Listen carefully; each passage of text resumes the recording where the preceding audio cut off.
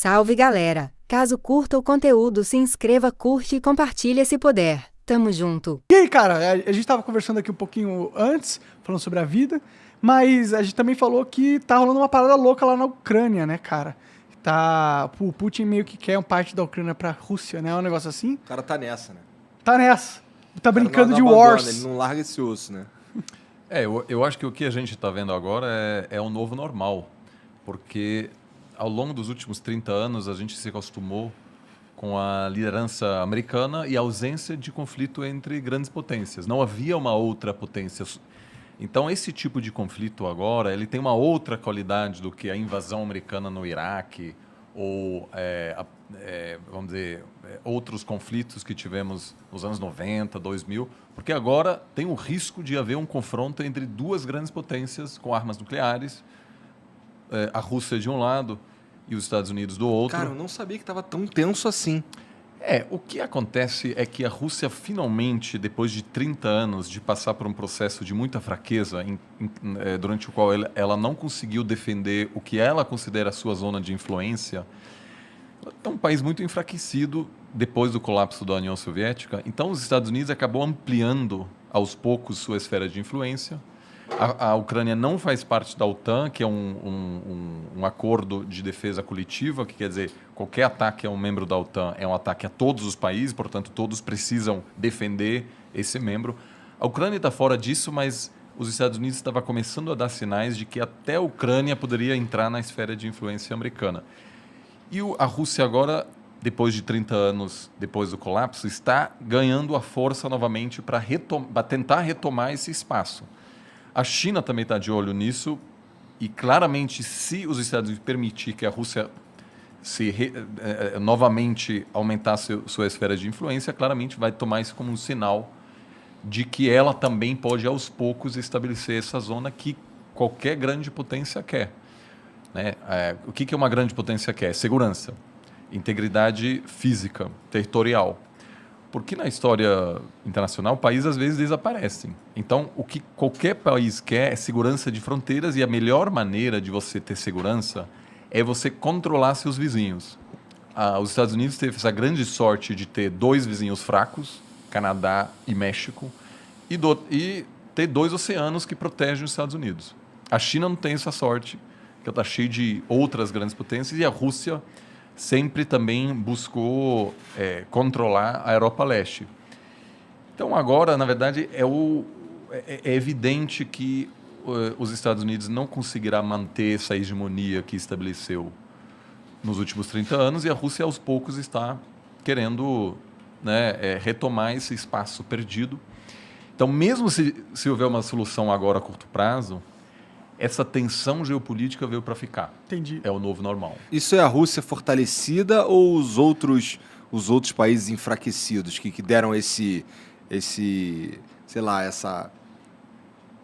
oportunidade? Você tá falando que os Estados Unidos se enfraqueceu, é Não, isso? tô perguntando, Eu acho que são os dois.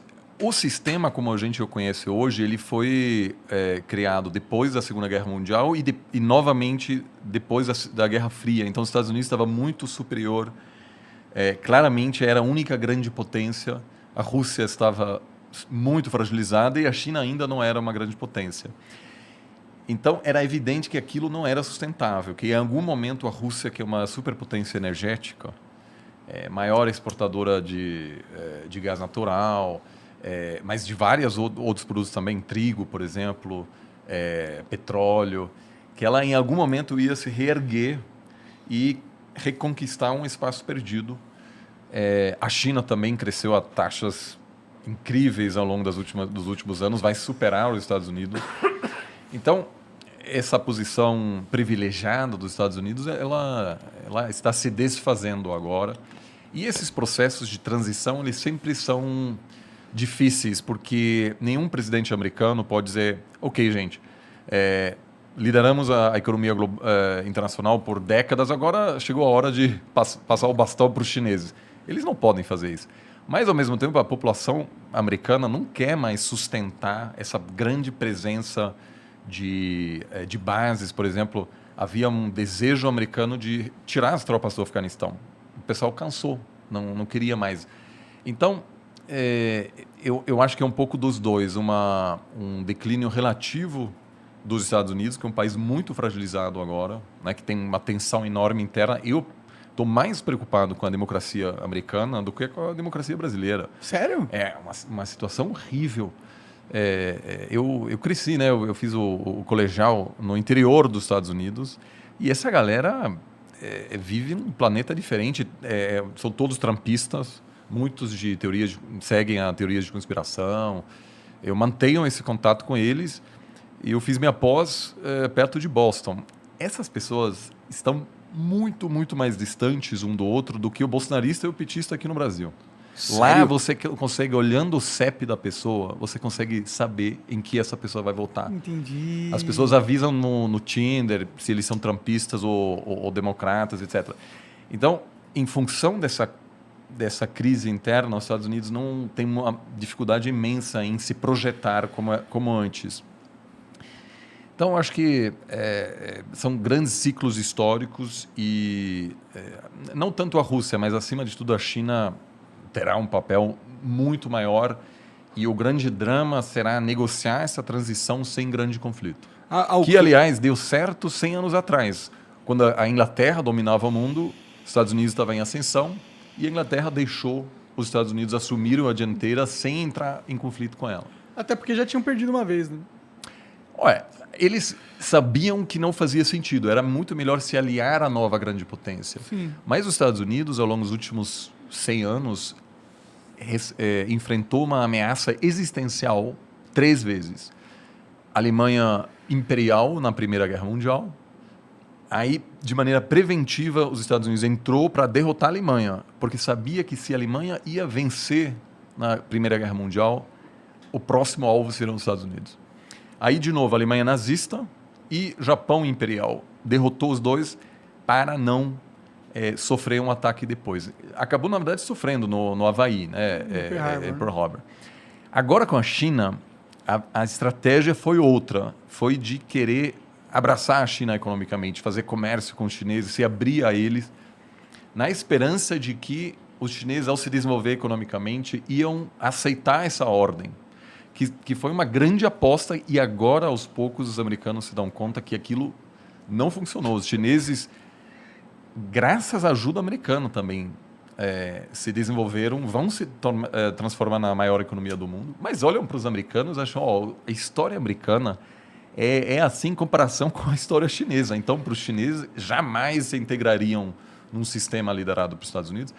E a Rússia também, a grande aposta de chamar a Rússia para dentro do sistema fracassou. A Rússia fazia parte do G8, aí saiu, aí voltou a ser G7.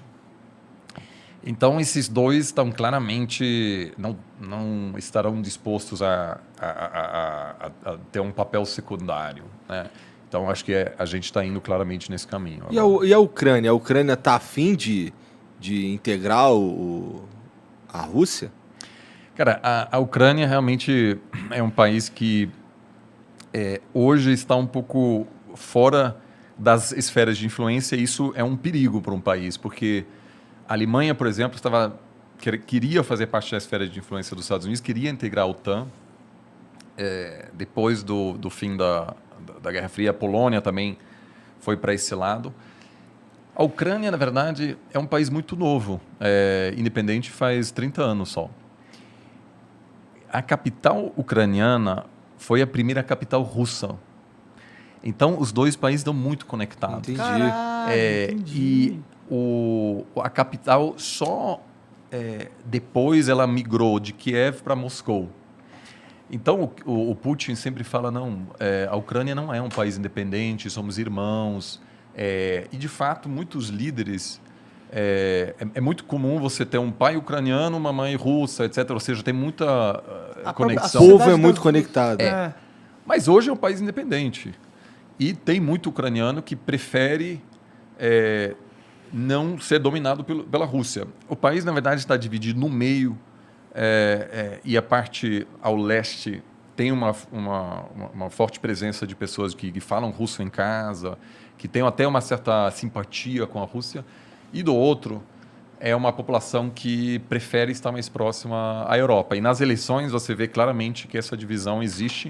E ao longo dos últimos anos sempre teve um pouco um presidente pró-russo e, às vezes, um presidente pró-Europa, pró-Estados Unidos. E, obviamente, as duas potências, por meio de financiamento de campanha, assessoria política, envio de armamentos, etc., busca influenciar esse país que está um pouco exposto nesse momento. Entendi. O que tem de tão legal na Ucrânia para o russo querer tanto aquele território? Cara, cultura, né, mano? Será a capital do país uma época. Mas é só isso? Não tem dinheiro envolvido? Olha, já não tem sei. a parte cultural, mas, como eu falei,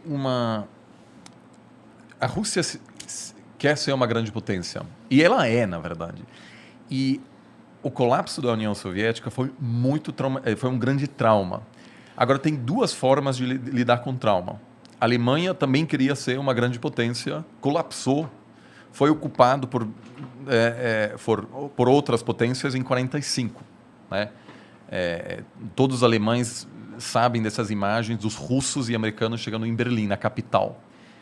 Poucos anos depois do Hitler prometer controlar toda a Europa.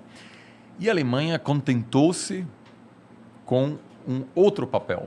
Hoje a Alemanha é uma potência pacifista. O exército da Alemanha é muito pequeno.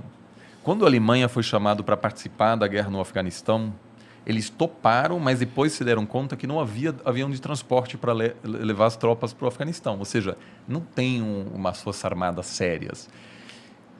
Nenhum general dá pitaco na política alemã. Ninguém quer saber. E a Alemanha gostaria de deixar os assuntos mais tensos militares para outros países. Então, eles não querem mandar...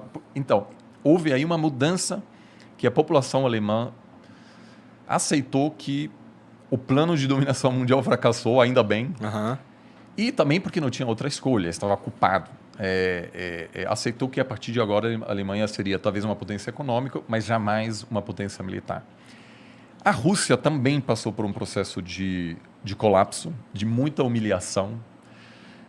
Era uma grande potência e o Gorbachev, que iniciou o processo de abertura, depois basicamente decretou o fim da União Soviética, é visto como um cara que, enfim, deixou um legado terrível, né? Porque o experimento democrático na Rússia fracassou. O início dos anos 90 na Rússia foi um caos total, um caos horrível.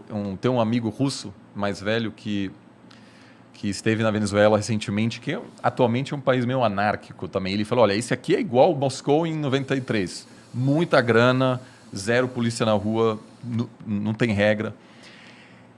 Havia muita máfia, era perigoso mesmo, havia assassinato de empresário, jornalista, era um caos de político. E aí veio o Putin e falou, gente, vamos reerguer essa nação.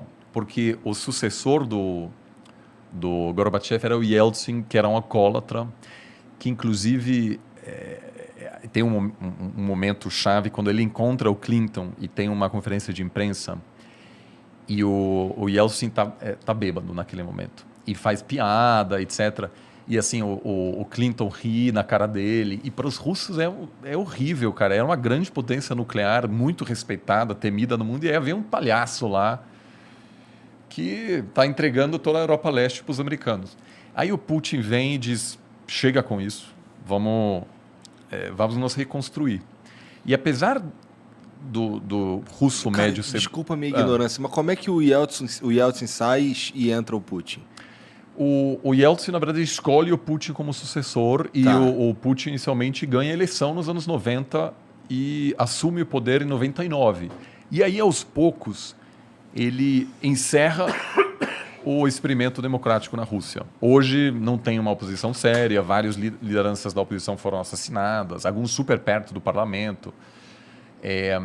Mas o Putin, eu até diria hoje, numa eleição livre, talvez até ganharia, porque... Ele é popular lá. Trouxe ele o é popular. respeito. Uma das primeiras coisas que ele fez é adotar novamente o hino da União Soviética, né? Ou seja, uma pessoa que diz, olha, a Rússia merece ser uma grande potência e, portanto, a gente precisa de segurança nas nossas fronteiras. Então, quando você pergunta por que a Rússia não quer que a Ucrânia faça parte da zona de influência dos Estados Unidos é porque se um dia a Ucrânia fizer parte da OTAN, isso quer dizer que os Estados Unidos podem colocar mísseis, por exemplo, na Ucrânia que chegam em Moscou em uma questão de minutos. Nos anos 60, a União Soviética tentou colocar mísseis em Cuba e quase deu a Terceira Guerra Mundial. Por quê? Porque representou um risco existencial à integridade territorial dos Estados Unidos. Inaceitável para uma grande potência. Se você é uma potência pequena, faz parte. Né? Se você sei lá, a Finlândia ou aí você está muito perto da Rússia, é uma situação desconfortável, mas não tem o que fazer, basicamente. A Rússia, por outro lado, considera essa presença, essa fronteira com a OTAN inaceitável. Ela quer sua própria zona de influência.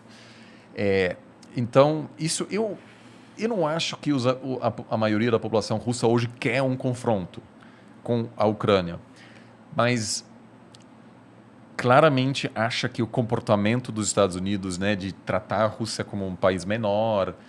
Eu lembro que em 2012, na campanha presidencial, houve um debate entre o Romney e Obama, né, que Obama ganhou em 2012.